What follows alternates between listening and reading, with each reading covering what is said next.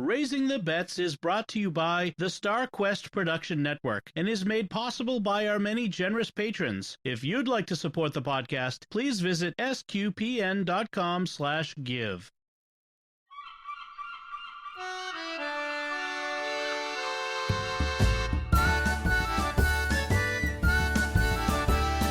You're listening to Raising the Bets, a family podcast of pirates and penguins.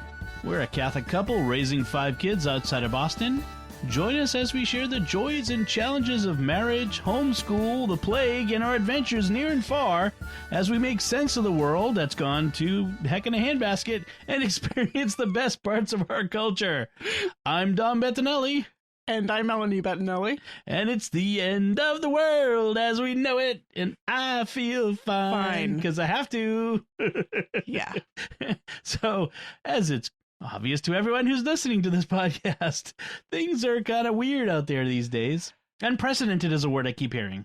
Unprecedented, yes. Our governor of Massachusetts just announced this evening. Massachusetts is now closed for business. Thanks for coming. Bye. Bye. Last one out. Turn off the lights.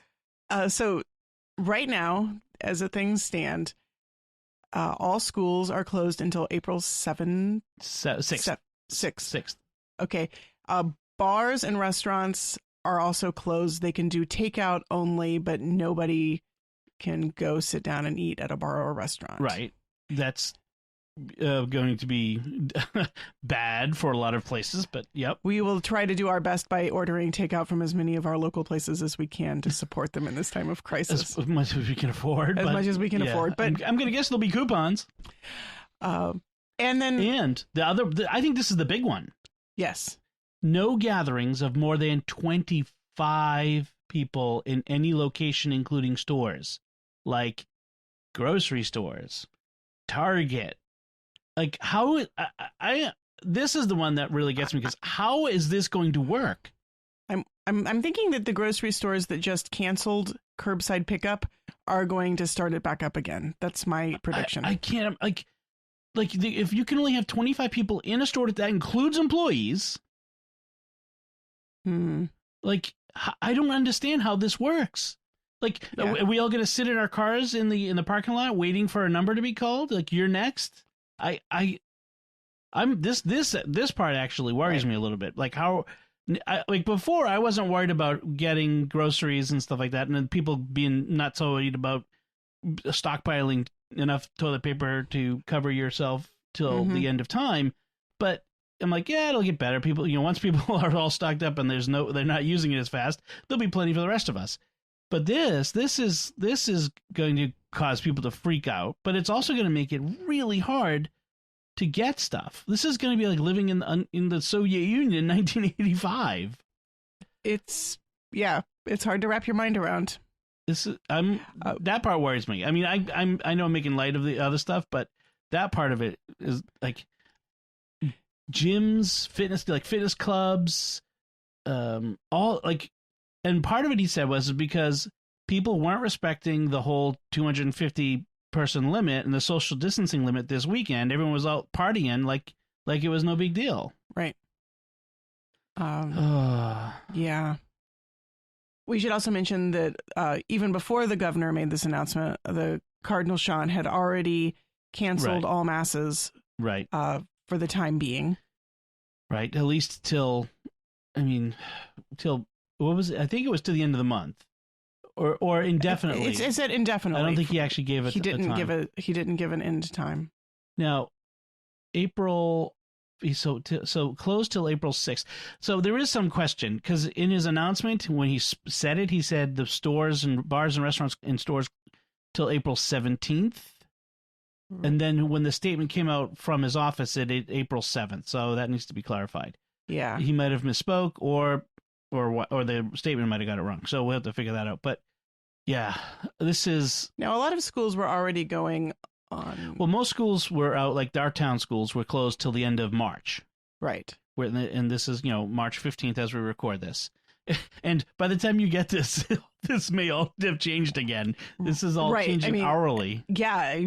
Some people are like, issuing one statement in the morning and a different statement in the evening. We're going to be open. Okay, we're closed. Yeah, like the Museum of Fine Arts. They sent out an email in the middle of the day saying they were going to stay open, but with certain sanitation protocols. And then by the end of the day, they said, no, actually, we're closing. So it's... Yes, I think some of that is, what is everybody else doing? And if other people are doing it, then we'll do that too. I think that is true. So yeah, everything is closed. Everything is closed. And so everybody else's life is now like our life. I mean, because I work from home. I've worked from home for 2 years and longer than that, really, because I even worked part-time from home. Right. We homeschooled. We've always homeschooled. So yeah, I mean, we take lots of, field trips and stuff, but most of the time our typical day is at home. Right. Appointments, going to the store, that sort of thing. But yeah, in general, we're home. So and we are kind of homebodies too. I know a lot of homeschoolers.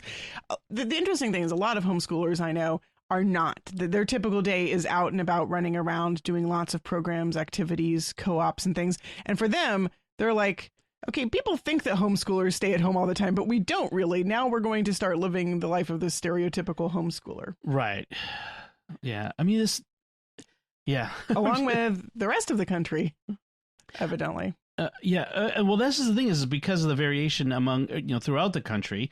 Some places have had Mass this weekend. Other places had, dispensations for certain people from Mass. Some states it's no gatherings. Like, I think Massachusetts has been on groups larger than 25 now is the most stringent in the country. Some places were 250, others were 500, others were 100. So right. It really all over the place now. But like 25, like that's like some business. Like most businesses have more than 25 people. Right. This is it's kind of scary to me, because what is the impact going to be on people who need to work, or like who don't have savings, or whose business isn't going to pay them? Yeah, I did see that with this announcement, the governor said that they were going to offer unemployment to people whose jobs were impacted by this with no waiting period. But which is great, except unemployment is not your entire salary, and people's lives are often built around the salary. It's this is going to be really hard. It's really, it does worry me some. I mean, pray even more. I mean, this is, and I'm not saying that it's unnecessary, because this disease is bad. It's like what he's trying to do is to co-opt the cycle and stop it from getting runaway infections. Right. And in fact, this afternoon I read an article from a journalist in Italy saying basically that this is what we should be doing. It's what they should have done earlier on, before things got bad, and sort of they kind of closed the barn door after the horses was already out in Italy. Right. So there is good evidence that this is something that might in fact be warranted. Right. And I do not support political making this political, like, no. I don't like that politician, therefore whatever he's doing must be wrong. I've seen some people doing that with the governor. I've seen people doing that with the president. Like, this is the time for that. This is not the time for that. This is not, like, I'm not saying whatever they do is justified no matter what. Like, of course not. But this is an unprecedented time with extraordinary circumstances. And frankly, I mean, for years, people have been saying this sort of thing could happen in a globalized world where travel is, as easy as it is from one part of the world to the other. It was just a matter of time before something like this happened. Right. But we all kind of just like, we've read the science fiction novels, we've seen the movies, we've tried to dismiss them and not let them give us bad dreams of doom and gloom, and we tried to live our life as if it wasn't going to happen, but it happened, and so now we've got to deal with it as it is. It's really kind of it's weird. It's weird. It's very strange, and our kids are. Ben was saying tonight he's worried. And I think a lot of kids are getting worried, and we're not trying to shelter them from it. We're trying not to get over dramatic, which is difficult at times. Yeah. My voice raised when I read this, and I needed to moderate my tone, but we try to reassure them. Bella, as the oldest, she's thinking she's the one who's most aware. I think she's aware. She's aware, very aware of history. I mean, history is one of her favorite things, and she very, very quickly saw, well, we are living in history. Like, this is a moment in history. This will be in a history book someday, right? And so she's got a very interested, sort of fascinating. I can see her like taking notes. She's even contemplated, maybe I should keep a diary because this will be a historical record for somebody someday. Right. So it's interesting to see their personalities sort of looking at things in different ways. Right. Anthony is not really, I don't think he's really paying attention to it. Yeah, I can't get a read on Sophie, and Lucy's a little young, I think, still. Yeah. But Ben and Bella are both the ones most talking about it, aware of it. So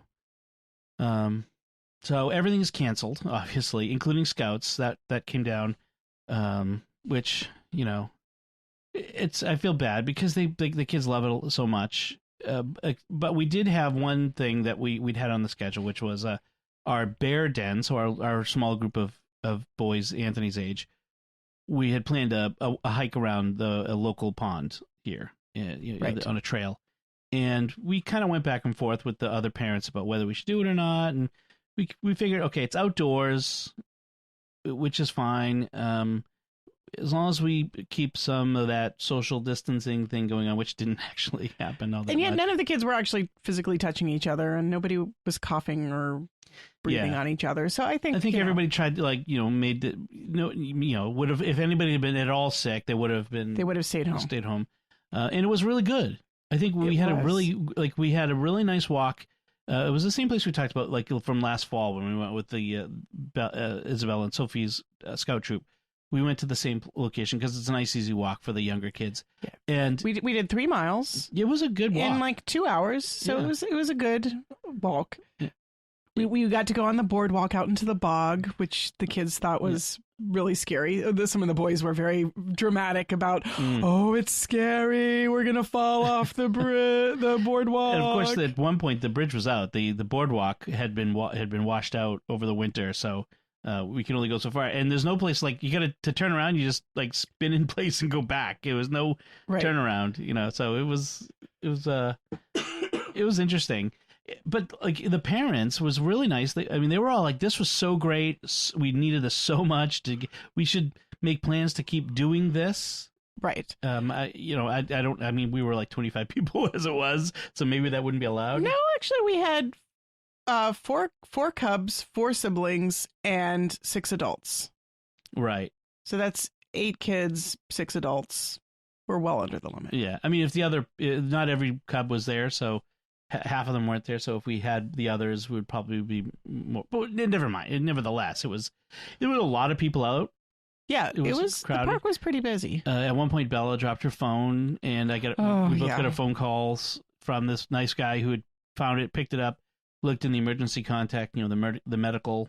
He knew enough to look at the emergency medical thing on the iPhone, which was great. I mean, it was such a blessing because if we didn't notice that, I don't know where we would be. She wouldn't have noticed it. And her phone is not connected as a phone. It doesn't have a cell plan, so we wouldn't be able to do Find My Phone. Right. Basically, it's a glorified iPod with camera. Yeah.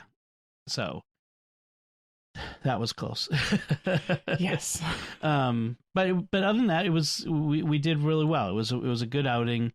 We had to stop at 3 different stores on the way home to get milk, which is not, I don't think it's a virus thing. I think it's just a Sunday thing. Yeah, every Sunday it's always hard to find like a farm. We usually stop at one of the pharmacies or convenience stores, and a lot of places by Sunday afternoon don't have milk. They're getting their deliveries Monday morning or whatever.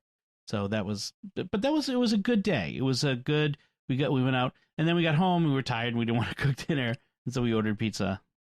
Which came really fast, which tells me they weren't busy. Well, it was 4:30 in the afternoon. Yeah, that's true. It was pretty early. It was early. Yeah, that's true.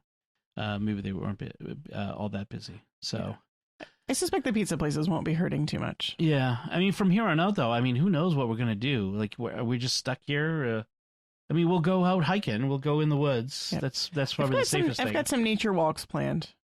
If we go out to the Ames Knoll, we go out to the what was it, the birding place that you went last summer? The Daniel Webster Bird Sanctuary. Yeah. Plus, the Merit Badge counselor for Bella's Nature Badge was talking about taking them on a hike, which has now been canceled, I think, but it was a place where it had like nesting herons and eagles and things. So I thought we could do that. It's funny that so many of the people I work with on SQPN, I don't often talk about the behind the scenes with SQPN on this podcast. I just don't think people care, but they're all home from work. Even the priests, some of them, like they don't have as much to do, and so they're all like, "We should do this podcast and that podcast." I'm like, "Hold on a second, I'm still busy. My schedule hasn't changed. I'm still just as busy as before. Still got all these podcasts to put out. Which, by the way, if you're stuck at home without much to do, hey, listen to some of our other podcasts on SQPN. I suggest it with your kids, especially. Some of them are really good, like American Catholic History and Jimmy Akin's Mysterious World. Those are great options for listening with kids. Our kids love them. Yeah, and some of the other ones we've talked about that aren't SQPN podcasts, like How Does Music Do That? That's a good one. The Daily Poem. Also good. Classics for Kids, very short little 6-minute episodes about classical music. Really well done. Yeah, those are all great. So yeah, listen to podcasts. That's going to be my big suggestion to people. In fact, SQPN, we're going to start an experiment. We'll see how it goes. Where we're going to start up a daily 15-minute podcast where we're just going to kind of talk a little bit about, the quarantine. It's going to be a quarantine podcast. And we'll every day it'll be me and somebody else from our our group of voices from SQPN, and we'll talk about some suggestions of things to do, stuff to watch, books to read, while you're in lockdown, stuff just to take your mind off of things, and so just some suggestions there. So other than that, like my social media has been 90% this stuff, the quarantine stuff, and frankly I'm a little overloaded on it. I actually, a friend of mine suggested that for every coronavirus meme or story that you share, every news article, you should share 2 things that are like pictures of your kids, funny memes that aren't coronavirus related, right? Poetry, art, music, science, history. Share other things. Find other things. Find other things to talk about and do. And I think that's it's a good suggestion. I've been trying to share poetry and art on my Facebook feed to kind of relieve the pressure. And I've noticed that those are getting a lot of likes and hearts. When we posted the latest episode of Jimmy Akin's Mysterious World on Friday, which was on the Nemesis Death Star theory, which had nothing to do with any of this stuff, I got comments from people saying, "Oh, I forgot that today was going to be a new episode day, and I'm so grateful for something else to think about, talk about, listen to. So grateful." Bella loved that episode. I feel like I already listened to it almost because she told me so much about it. We actually made it into a school assignment, and she dictated her narration to me. She wrote like 4 paragraphs on Nemesis Death Star. Jimmy was most impressed by how much she was able to recall after one listening. She's a huge astronomy geek. She read the book How I Killed Pluto, and she read a book on exoplanets, and she's read Isaac Asimov on supernovas, and she's it's her favorite thing. So one coronavirus thing on social media that has been, actually I have enjoyed was all of these videos of Italians at 6 p.m. every day going out on their balconies, singing and playing music. And I just saw one tonight of this woman is an American living in Rome. She had like a TV presenter sort of style. Maybe she's a journalist living over there. And she's like, "Oh, it's 6 p.m. I'm on my balcony folding my laundry, and my very talented neighbor is about to begin playing his violin." And then you hear, right on cue, you hear his violin start playing. And it's this beautiful violin music. And I'm like, wow, I wish my neighbors could play violin. I just hear the barking dogs behind us and the kid next door burning stuff in his yard. Yeah, it's interesting. I was actually hearing about that from my friend, Dave. He speaks fluent Italian, and he goes to Italy every year regularly, sometimes multiple times a year. He's a single guy who's a doctor. Anyway, he was telling me about this, that it's the sort of flash mobs, but not exactly virtual flash mobs, but it's sort of out the window flash mobs of people singing. And it started off just in one place, but it's now like from one end of Italy to the other. In addition, they're also doing rounds of applause for healthcare workers, for sanitation workers. Right, for the various people doing all the various jobs. Which is great. Like so at noon, everybody lean out your window and applaud, because everyone in Italy right now is stuck at home. Like you're not supposed to leave your building unless you're going to the store or to the doctor, or like you have a job. You have to have a permit to go to work or anywhere. A piece of paper that explains what you're doing. Yeah, but so everybody is stuck at home, and in the cities, Italian cities, everyone lives in apartments. Right. Yeah, it's very much on top of each other, sort of living. So it's more like New York City. Really, yeah, but like these videos of people singing the national anthem. There was like one of this people in Sicily, and they're all on their balconies with accordions and tambourines, and one of my Facebook friends is like, do all Sicilians have tambourines and accordions? And I said, of course they do. That's issued at birth. Like, there's not even a question. Right. And Italian culture has so much beautiful music. Oh, yes. It's wonderful. There was one guy in Florence, the opera singer, singing Nessun Dorma. Oh my gosh! Like I get chills every time I hear it, even before this. But to see him there, and he's holding his son, and he's singing out over the rooftops of Florence, of Firenze, Nessun Dorma, I vincerò. I will be victorious. I will conquer. Oh man, that was really, it's beautiful. Hopefully, we get some of that here in our country in different places. Some sense of that. It's a little hard because we're in suburbia, right? But I mean, like even in the cities and whatnot, right. Yeah. But I think that social media kind of has a similar role to play in bringing people together. I've noticed that the Metropolitan Opera in New York is now opening their archives to let people stream for free. Every night, every performance, and then they're doing like live performances. Live streaming performances. That's really cool. The Dropkick Murphys have announced that they're doing a live stream St. Patrick's Day show, since they can't have a live show in Boston this year. Well, talking about like an American version of the Italian thing, this is one guy who started a Facebook event every day at 10 a.m. sitting at home staring out the window.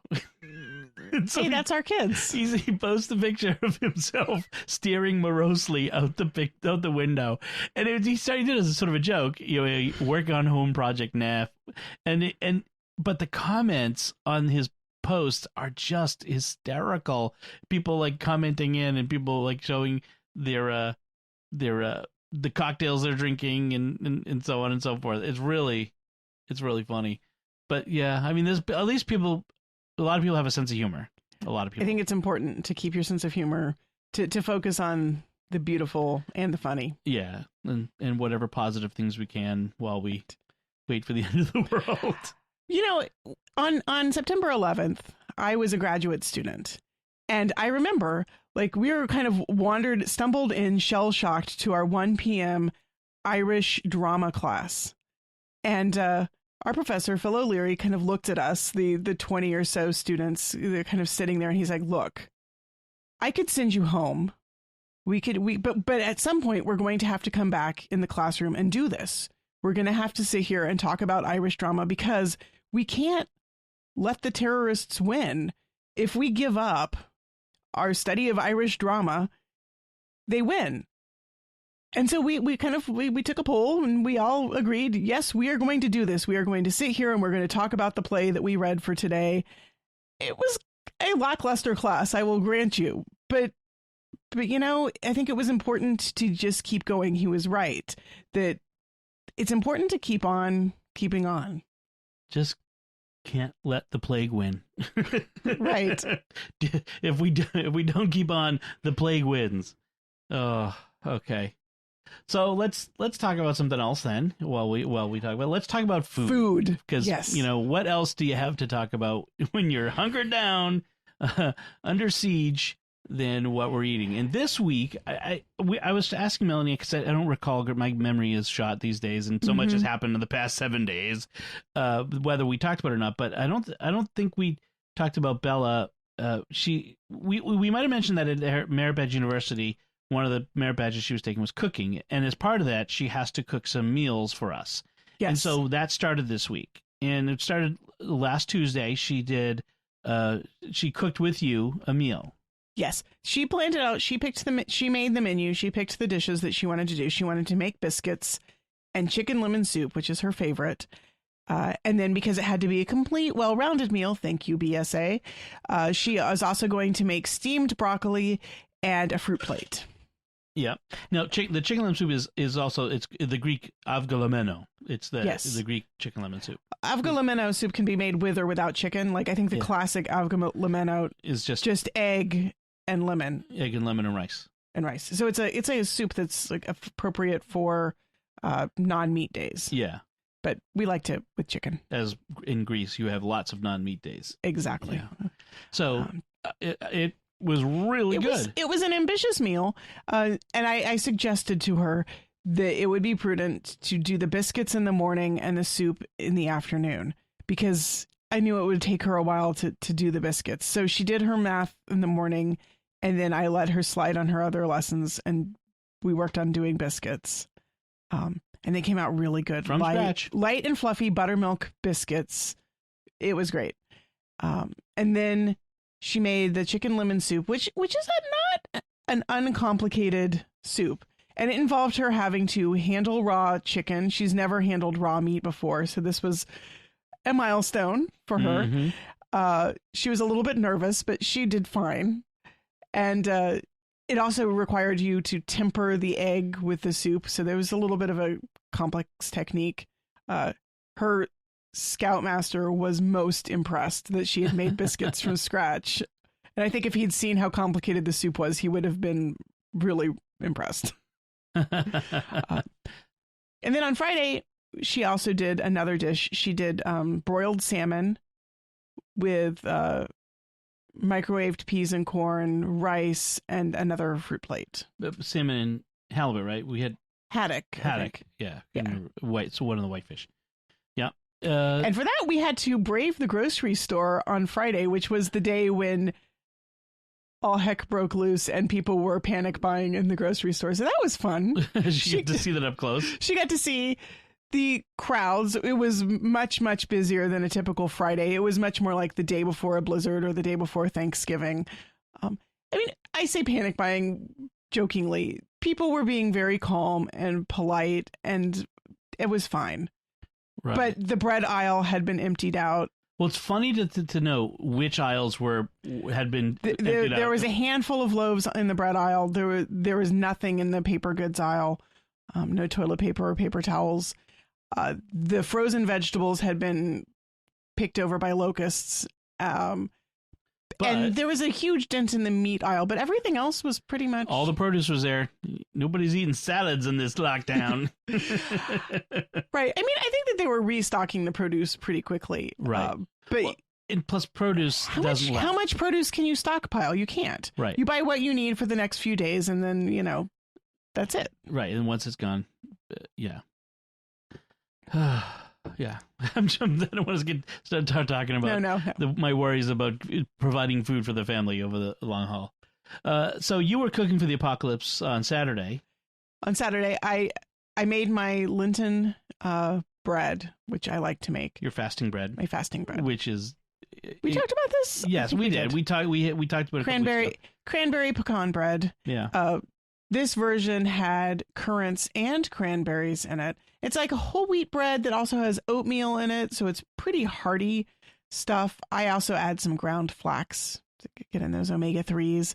And pecans. I toasted my pecans so they're nice and toasty and yummy. And this time I added a little bit of orange zest. I don't know if you really could taste it, though, in the final product.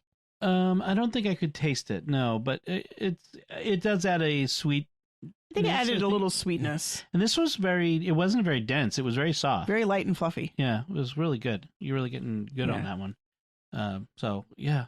And then as far as cooking, I mean, who knows what's coming next? We've got Tuesday, we got St. Patrick's Day. I got my corned beef in the freezer for that. You'll get to hear about that after the fact. And we'll see where we go for meals from this point. Rice and beans is coming up, I think.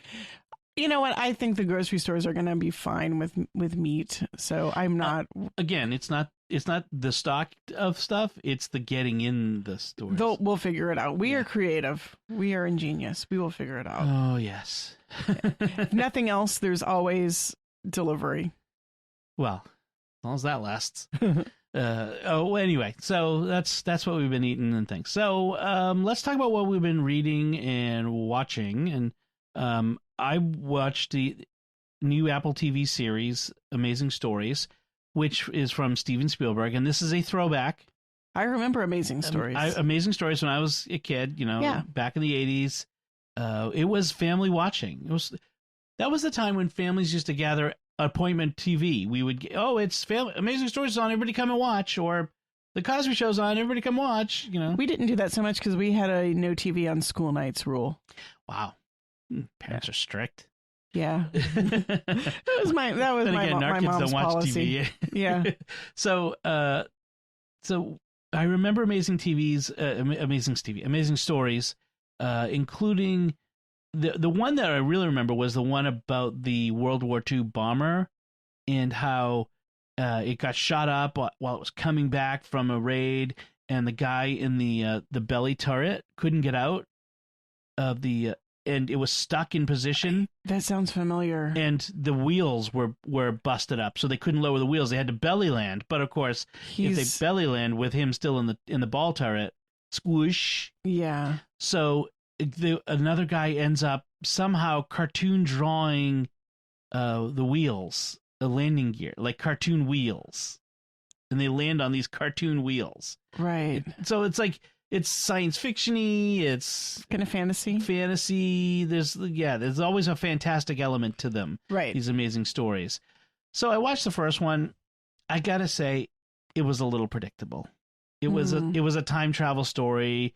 These two brothers are fixing up this very old house, and the younger brother is kind of dissolute and doesn't know what to do with his life. And a storm comes through while he's in the basement, and the barometer drops in. It causes him to shift through time 100 years, where he meets a young woman who is forward or backward in time 100 years, where she's about to marry some guy for money because her mother's making her, and of course, the rest of the story. I mean, the whole, they fall in love and she wants to not, and then the time comes when they're going to travel back together, but of course something goes wrong. Yeah, I don't want to spoil it, but it was a bit predictable. It was only okay. So that was only the first episode. We'll see if the other ones are good or not. Well, I'll keep watching a couple more of them. So Amazing Stories is on Apple TV Plus. We get Apple TV for free because I bought a phone this year. So, okay. Yeah. Apple TV I've not been super impressed with so far. I've the For All Mankind is the only thing that I really liked on it. Then the other thing I watched was a movie I was interested in for a long time, but not enough to really seek it out too much. But it's a movie called The Foreigner. It stars Jackie Chan and Pierce Brosnan. That's an interesting combo. It's an interesting. It takes place in the UK, and Jackie Chan plays a 60-year-old Vietnamese immigrant. He's been living in Britain for decades. Okay. And his daughter is. No spoilers. This happens in the first 10 minutes of the movie. His daughter is killed in a terrorist bombing by a group that claims to be part of the IRA that they're starting up again. Okay, and then Pierce Brosnan plays this guy, Liam Hennessy. He's the Deputy First Minister for Irish Affairs for the British government in Belfast, who's a former IRA leader. And so Jackie's character wants to find who are the men who did this.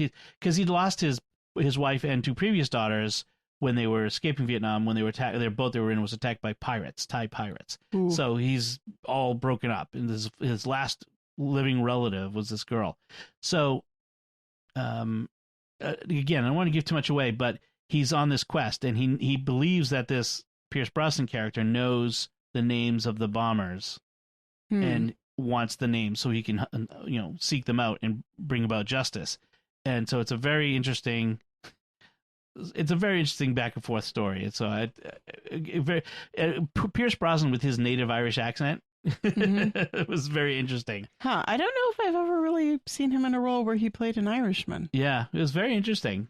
Is kind of almost forget that he is Irish. Yeah. Yeah, well, he's James Bond, So. Right. Pierce Brosnan is James Bond, Well, right? it's like David Tennant being Scottish and watching Broadchurch and hearing that accent. Oh, yeah, that was... his native accent. You're like, wow, he does a good Scottish accent. No, that's his accent. No, it's Doctor Who. So, very interesting. So, what about you? What have you been reading or watching? I feel like I've watched something and now I am blanking on what it was, so I'll skip that part.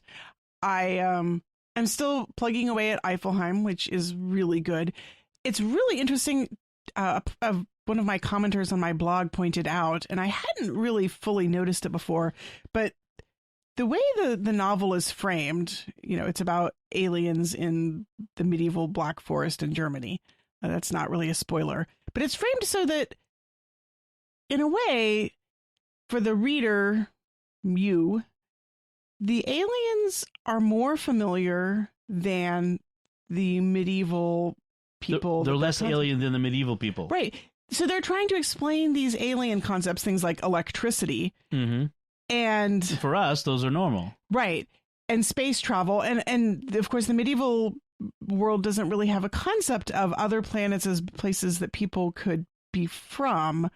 And so there's this great miscommunication where, like, the people are talking about, God coming down from heaven, and the aliens are thinking that they mean like people literally coming down from heaven. Right. Anyway, there's really interesting like miscommunications and attempts to bridge the communication gap. And generally you find that it's easier to understand the aliens than the medievals. And that's a fascinating dynamic to me. And I really think that it does the church stuff well. Right. The author knows Catholic stuff. He is Catholic. Yeah. I'll just say that right away. Then I've started, though I didn't get very far. I joined a quarantine book club. My friend, Leah Labresco Sargent, who has done book clubs in the past, like online Facebook book clubs, said, "Hey, we're being quarantined. Let's read a big fat book together." We last year we read the Brothers Karamazov, and with a different group I read Can You Forgive Her by Trollope. Anyway, so that we're reading Black Lamb, Gray Falcon. I think I got the name right. I want to switch the colors. Black Lamb, Gray Falcon, Hidden Tiger, Crouching Dragon. Right. So, by Rebecca West, and it is nonfiction. It's a travel log in which the author goes to Yugoslavia, back when it was Yugoslavia. Back when it was communist? I'm actually not 100% sure about the timeline, because I've just, like, on the first couple of pages, I got bogged down for a while, and then the note on how she was representing the Yugoslav names, because there's this whole long note about how the Serbs do it one way, and the Serbs use the Cyrillic alphabet and the Croatians use the Latin alphabet, but they use it with a different orthography.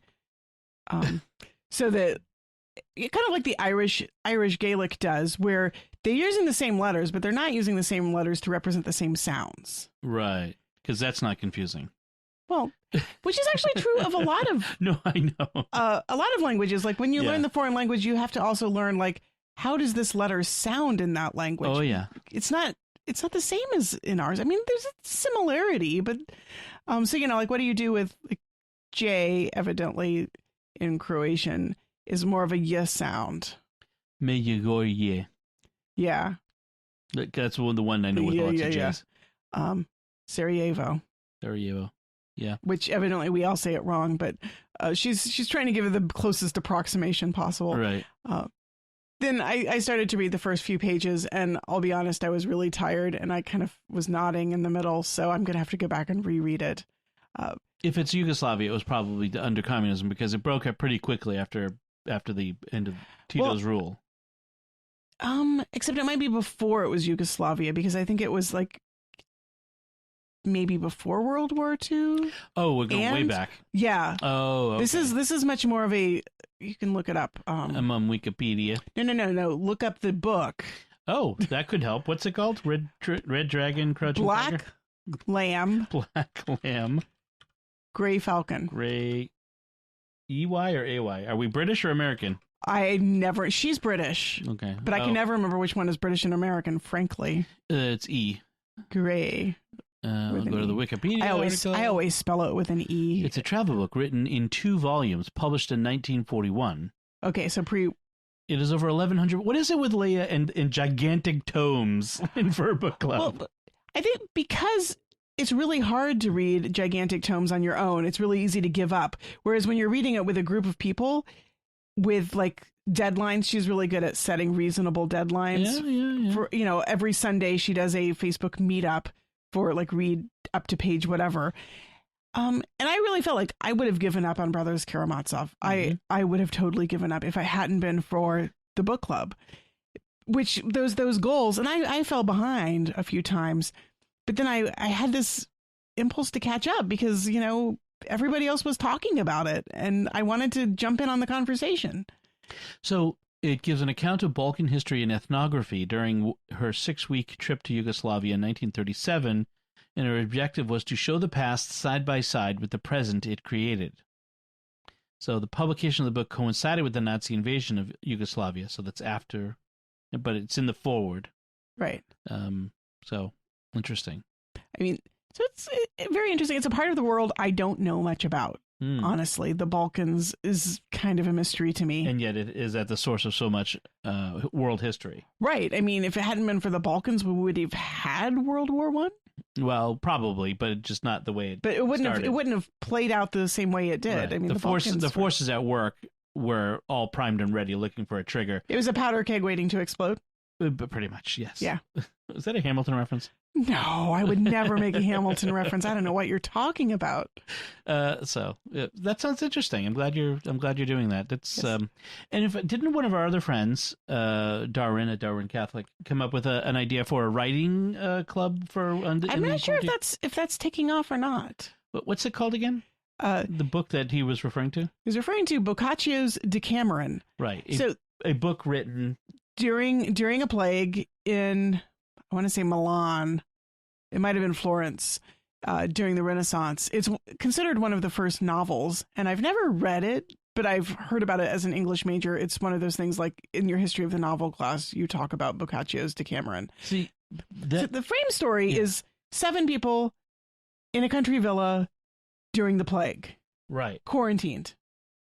Sound familiar? Well, actually, Jimmy Akin brought it up in a recent episode of Jimmy Akin's Mysterious World where we were talking about private revelation and visions. And there's a story in that about a priest abusing his office to seduce a woman, which is so interesting, but side thing. But that's how I've heard about it, the Decameron. So now it's come up twice. Maybe we should read the Decameron. Maybe. I've seen some suggestions for sort of plague-themed reading. One of my friends is reading Daniel Defoe's, I'm trying to remember the title, something about Plague Journal, about a guy who stays in London during the plague. And then several people have suggested Connie Willis's Doomsday Book, which is one of my personal favorites, about a 21st century historian who goes back in time to the Middle Ages and accidentally gets dropped in the wrong time and finds herself in the middle of the Black Death. But she's been vaccinated, so she can't get the bubonic plague, and she ends up becoming like nursing the people in this village. I think I want stuff to escapism. I want to escape the realities that we're in. So I'm going to tend toward other stuff like the just released Rise of Skywalker. Rise of Skywalker is a good escapist film. Yeah, so the kids are primed for that. I've already purchased it online, so which is awesome that Disney released it early. They also released Frozen 2 early, but that's a whole nother thing that we're not doing. Our kids have not even seen the first one, so I'm not too worried about the second. We have been successful, excellent, in keeping that from them.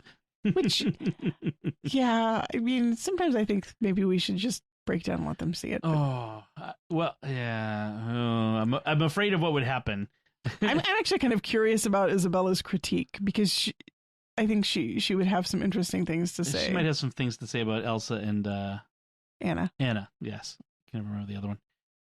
I have to say that when we first saw it, because you and I have seen Frozen, even though the kids haven't, I really thought the Elsa-Anna dynamic reminded me in some ways of Bella and Sophie. Oh, yes. Well, Do You Want to Build a Snowman song particularly, because I really felt that song, at the time we saw it, not so much nowadays, but at the time we saw it, Isabella was definitely Elsa and Sophia was definitely Anna with the whole... I think it's swapped. I think it's switched. Like, especially today with the hike, because Sophie really didn't want to go. Mm-hmm. Bella was totally like, come on, Sophie, let's go. And Sophie's like, I just remember there was a day when Isabella just wanted to like burrow into her room and go escape, and Sophia just wanted to play with her and just standing outside the door, not understanding why Bella was saying, I need some alone time. And Sophie was just like, why would anyone want alone time? Which I think nowadays she's much more balanced, and she enjoys her alone time too, especially her early morning getting up before everybody else alone time. She's very protective of that. She does not like it when other people are up early. No, she does not. She tolerates me getting up because that's when I get up too. But yeah, I don't interact with her very much, and I think that's part of it. Right. Yeah. She does not allow me to like say a word to her. She was kind of mad when Ben got up early last week. One day he was up early for whatever reason, and she was like, why are you here? Like, why are you invading my space? Go back to bed. Well, if you think about it, like she and Isabella both fall asleep at about the same time, and they share a room, so it's not like she gets like that end of the day alone time. That's the only time she gets really alone time. Yeah. Yeah. I think she's kind of a morning person, or developing into one anyway. Much more so. Yeah. I don't get the whole morning person thing. Personally, I'm a night owl. Yep. Mm-hmm. So, all right. So, quarantine book club. So, if you're reading something to pass the time, or streaming something like a series, like a whole series would be a great thing to spend a lot of time doing these days if you got much else to do. I'd love to hear what you guys are. Yeah, and if you are organizing book clubs or any other activities, especially via social media, I'd love to hear about other ways that people are connecting. And I know that Simca Fisher has actually started doing a drawing prompt a day. Yeah. # withdraw ink. Withdraw ink. Yes. Yes. That looks like it could be fun. Right. I mean, again, a lot of our friends are already, they're no less busy, especially with kids at home if they were sending kids to school. But even homeschooling, they were already busy. But still, it's something new. Different. Yeah, we all need something to occupy our minds and to take our mind off of keep things. Us out of trouble. Yeah, and keep us off of both the news and disturbing social media. Right, especially off the news. I found that this week I spent an inordinate amount of time glued to my computer screen looking at news sites, and I really think I need to get back to more balanced spending time reading and maybe even praying. Given that it's Lent. What I want to know is who prayed for a really deep dive into Lent this year. Right. Because thanks. Right. Oh, you don't know what to give up for Lent this year, God said? How about everything? You want Lent? You ain't seen nothing yet. No kidding. Oh, I mean, it could be worse though. Like if this happened 30 years ago, we wouldn't have had social media. We wouldn't have had streaming entertainment. We would have had the 3 channels that were over the air plus TV. I mean, we would have been stuck. We have all of our books. We would have been fine with that. But, right. But can you imagine, without the connections that we have in the modern world, what it would be like? It would be a lot more. Oh, yeah. Right. Anyway, let's first, before I want to talk a little bit about the experience of Catholicing during the quarantine. Yes. But before we get to that, we have some feedback I want to read to you from a listener. Rashed commented on YouTube, the SQPN YouTube channel, where all of our podcasts go up as audio-only videos. And he was commenting on when I was talking about getting our new dishwasher. And he says, hey, we just moved into our house and had to get rid of our old dishwasher as the former owner didn't disclose a roach infestation, the epicenter of which was the door and drain of the dishwasher. That reminds me of a roommate that I had after college. We had a roach infestation, the epicenter of which I believe was her microwave. Oh, Texas. Oh. Yeah, that was bad. It was very bad. La cucaracha. So Rashad says, we ordered our new one from Lowe's, and they also failed to note that delivery is not installation and that haul away requires the old dishwasher already be disconnected. Well, I interject here. I am glad to know it wasn't just me then. I've heard several stories from several friends who have run into this problem. Yes. Okay. So both from Lowe's and Home Depot. Right. Then neither of them are doing a good job of this. So he says, after a YouTube video on disconnecting a Whirlpool dishwasher, I spent Sunday and Monday night taking out the old one, cleaning under where it was sitting, gathering pieces, and installing the new one, which was actually kind of fun. So far, 2 cycles in, and it hasn't exploded, and the pipes look okay, so hopefully it sticks. I think, and I'm going to knock on wood, our plumbing issues are generally taken care of. I think so. So Friday morning, I got up bright and early for everyone else, and I don't know if you realize this, I went to Home Depot at 6 a.m., which opens at 6. I didn't at the time. It wasn't until Friday afternoon when we went to the grocery store, and I thought the car was on empty, and it was full. And I said, why on earth is the car full? I don't remember. Like Thursday, I left it. It's the ferry, the gas ferry. The gas ferry came. Amazing. Amazing. So I got a new sprayer head, because that was the thing. And it still leaks a little bit. The sprayer I got from Amazon didn't have the washers, sort of a necessary thing. So I went to Home Depot and bought another sprayer head, and this one had washers in it. Still leaks a little bit. I don't know why. So incidentally, the whole the word washer confuses the heck out of me. Why? Because when I hear washer, I think dishwasher or washing machine. Or as the person who washes the dishes at the restaurant, the very last association that word has for me, little round disc with a hole in it, is little round metal disc, or in this case plastic. Little round plastic disc. I also even bought this big case of assorted washers, none of which actually fit the hose sprayer. Okay. So I've got washers when we need them. Because you never know when you're going to need a washer. You gotta have these things on hand. So I think I might put a little silicone underneath it to really seal it up. I don't know. I can't figure out why this. I would disconnect it if I could, but I can't. The hose connects somewhere way up in the Netherlands, the abyss underneath the sink, and I can't get in there. So I've got to figure out some way to stop it from leaking. But for the first time in a long time, it's really dry under the sink, which I'm happy with. But nobody cares about that except for me. No. So let's move on. Thank you, Rashad, for your feedback. Thank you. That was it's nice to feel some solidarity there. That solidarity is well appreciated.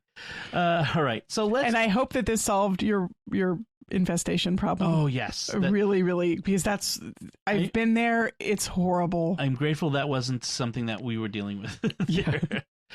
All right, so let's talk about Catholicing during the apocalypse. Oh yes, let's. So as we said, I think at the top, all of our churches were closed, and Cardinal Sean had ordered that he dispensed everyone from the obligation to go to Mass, and that there weren't going to be any Sunday Masses or daily Masses. I mean, let me bring this up again. Mm-hmm. People could have baptisms and baptisms, funerals, and weddings that were scheduled, immediate family only. Right. I feel bad for anyone who had a wedding planned during all this. I know. Oh my goodness. Now what do? Well, 25 people, so you can basically have immediate family. Like immediate family. Immediate without, family. And I'm guessing you're not going to have much of a reception after that. I mean, man, Talk about, I just feel really bad for anyone who had a wedding scheduled in the next month or a funeral. I mean, imagine if someone you love dies and you can't go to the funeral. Yeah. I actually, my aunt posted her mom died in the past few weeks, my aunt Eileen. And she just posted today on Facebook that they're going to have to postpone her memorial service. Wow. So, yeah, I mean, it's really sad. So we couldn't go to Mass. And so yesterday, Father Roderick, one of the founders of SQPN, is a priest in the Netherlands, who's, if you want to follow him, he's on Trideo.com, TRIDEO.com. He's on Facebook too. He said he was going to start, they're under the same restrictions, so he said he was going to start live streaming Mass. Yes. And he did. And a friend of mine notified me, like, while he was in the middle of Mass, so we turned it on right about the time of the consecration. Yes. And I was baking bread at the time. I was actually just stuck my laptop on the dining room table and was watching the Mass while I was shaping my bread loaves and putting them into the bread pans. Very symbolic, the bread. I hadn't thought about that. And the kids, of course, quickly clustered around me, 3 of them. Sophia was in the shower at that time, and Anthony was in his bed. A video I must watch. Well, they all know Father Roderick because he's been to our house. Yes, he had dinner with us. Dinner with us at that very table. So that was fun. I mean, getting to see a priest that we know, but who is on the other side of the Atlantic, saying Mass. And he said it in Latin, English, French, Spanish, Italian, German, and Dutch. All 7 of those languages were used during this Mass, which was really amazing. And he has since said that 6,000 people watched it. Yeah, it was wonderful. When we got to the consecration, the kids knelt down. Father Roderick beautifully led everyone through a spiritual communion, which I thought was really, really nice touch. He did it in several different languages, inviting people to make a spiritual communion. Close your eyes and bow your head. And he said the prayer for making a spiritual communion. I noticed all the kids did. They closed their eyes. They bowed their heads. They were very reverent. It was really lovely. It was beautiful. The kids joined in. He had a small choir there singing Gregorian chant. Yep. And a couple of the kids joined in singing the Attende Domine in Latin. In Latin, nice. No less. And they all said the Our Father in Latin, I think. Anyway, it was beautiful. It was reverent, and it was really wonderful to kneel down and make a spiritual communion with a priest who we know and love, who is far away but close. Right. And so today, Sunday, as we're recording this, we said we want to make sure that Sunday is still special, even though we can't go to our church, we can't pray in our pews and see our priests. We wanted to make sure it was special, and so we all got together in the office here where the TV is, our big screen TV, the only TV, and I put on the Apple TV, put the Catholic TV app in, which is based out of Boston, and I put up the Sunday Mass that they did. So it was pre-recorded as we were watching it, and we all followed along. We did the prayers, we stood, we sat, we knelt, and we were all part of it. And then afterward, we all made a spiritual communion, and the kids were happy. I told Ben and Bella, since they're the altar servers, that just to kind of preserve the sense of it, at different points we'd make them get up and carry things in and out of the room. We did not. We didn't. They thought that was silly. But it was nice. It felt like and then we had pancakes afterwards, just like we do on every Sunday. So which as much uses as possible. A lot of eggs and milk, and I was a little worried about using up our stores of things, but I thought it was also important to maintain a little continuity, normality. Yeah. And so we did that. So we had that afterward. And, there are a lot of people out there saying different things about whether bishops should be canceling masses, whether we should be more masses. And I don't know. I mean, I see it both ways. I see, yes, the desire to have that we should be praying more, that we shouldn't. I don't see it as the government is taking control of the church, because the bishops are making these decisions on their own. They're not. The government isn't telling them to do this. Right. But I think that it's prudent. Yes. From a health standpoint. And that I think that it's an invitation, as many of the bishops have pointed out, an invitation to us to let our hunger for the Eucharist, our hunger for the Mass, drive us to be more aware of how important and central it is to our spiritual lives. In Lent, we're called to the desert, to be in the desert with Jesus for 40 days. And this quarantine, it's a desert. I mean, for us here, we're deprived of our physical communion with Jesus in the Eucharist, but also our communion with our parish family. We're definitely in the desert. Yeah. This is a sacrifice that we're making. And yet, I think that hunger can actually help us to grow in holiness. I know I see a lot of people saying, oh no, we're going to starve spiritually. But I think that's spiritual starvation is sort of the point of the desert. Right. But that we allow that hunger to draw us closer to God, to make us aware of our need for God in our lives. It's also important not to treat the Eucharist like a magic pill. Like, I'm not saying people necessarily are, but it can be an unconscious bias, which is it's important to receive Jesus in the Eucharist because it is real and there's real grace there. But we can still receive grace from God when we don't have access to the Eucharist. Right. As the prayer of the spiritual communion points out, God can give us the exact same graces if he chooses. Right. Through our desire. So we should go to Mass, and we should, I mean, frankly, we should probably all be receiving the Eucharist less than we probably are these days, in the sense of there are way more people who go up for communion than go to confession in many parishes that I know of. The confessions are a lot less busy than the communion lines, and I don't think I'm making a judgment here. I'm not sure I live among all saints, like canonized saints who are perfect and not committing sin. Well, self included, I should be going to confession. Well, from what we know of the lives of the saints, I would just say that Pope John Paul II went to confession weekly. So yes, that's how you become a saint. Somebody actually pointed out, and I can't remember the citation, that Pope Benedict actually said that for those of us who are able to receive communion, there is a sacrifice that we could willingly make to occasionally forego communion in solidarity with those who, for whatever reason, because of they don't have a health, priest. They can't, or lack of access, because they're in prison, because they're in a country which has suppressed the church. Mm-hmm. There are many people who can't receive, who want to receive, who long for it, and that by voluntarily foregoing our reception of the sacrament, we can feel the same longing and hunger and be in solidarity with them, which I think is really a beautiful idea.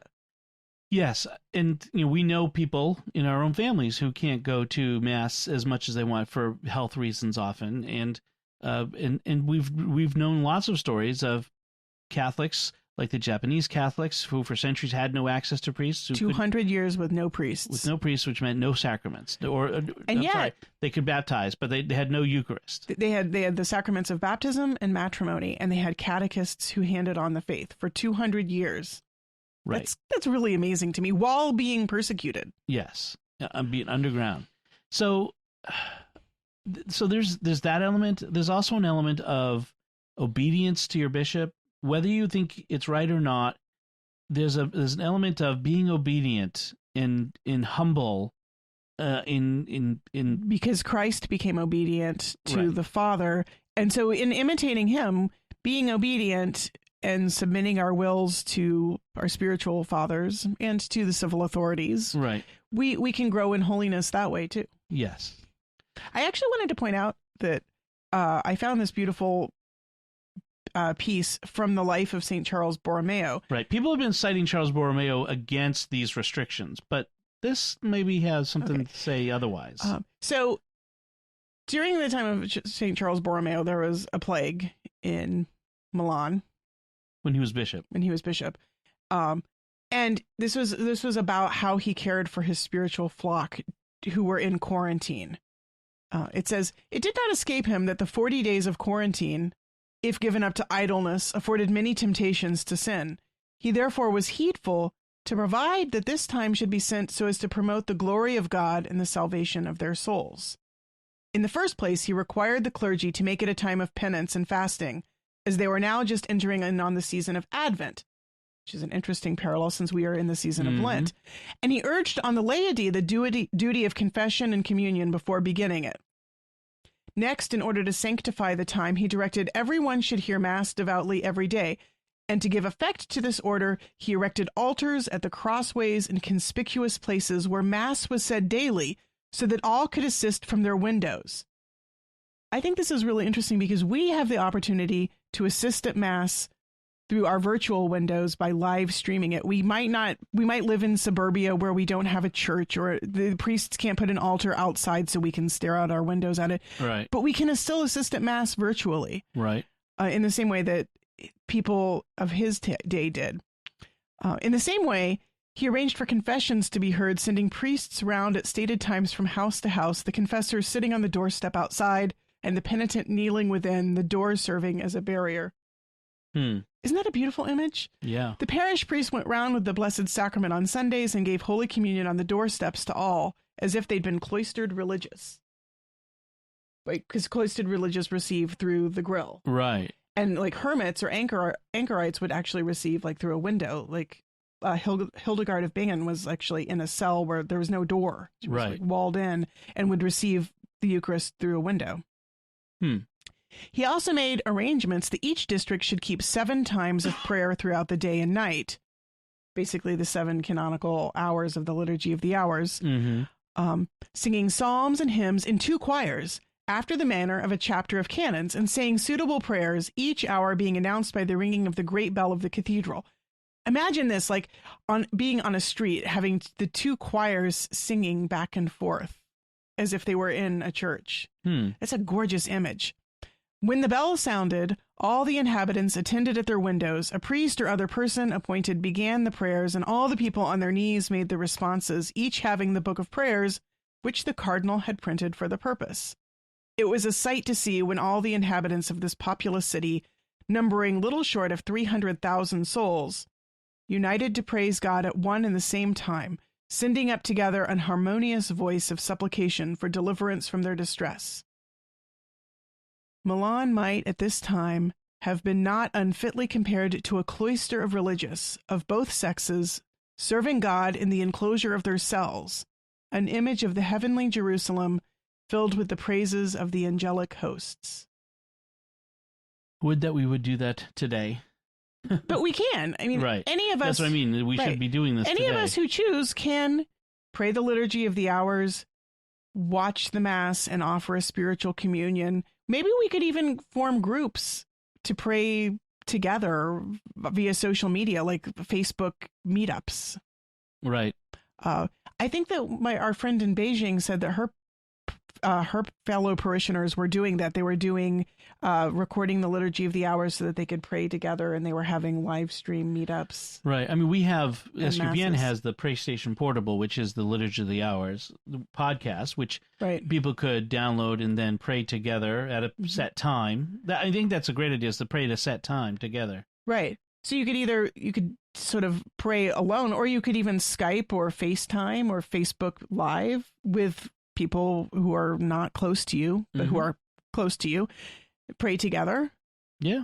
But that idea of the people of Milan in the enclosure of their cells, but as cloistered religious. So now we cloistered in our homes are kind of being called to the monastic life in a way by circumstances.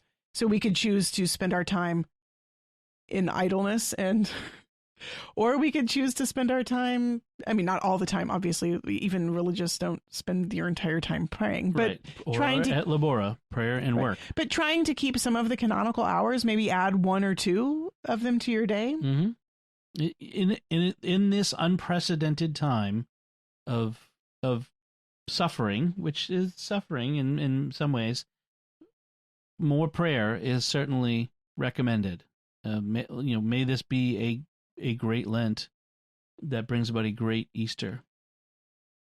Because and a great conversion. Perhaps we can pray for the world. Perhaps we can turn this into a great conversion for the world. We'll see. I'd love to see that, that Christians step up and use this opportunity. I've heard never let a crisis go to waste. Don't let this crisis go to waste in prayer.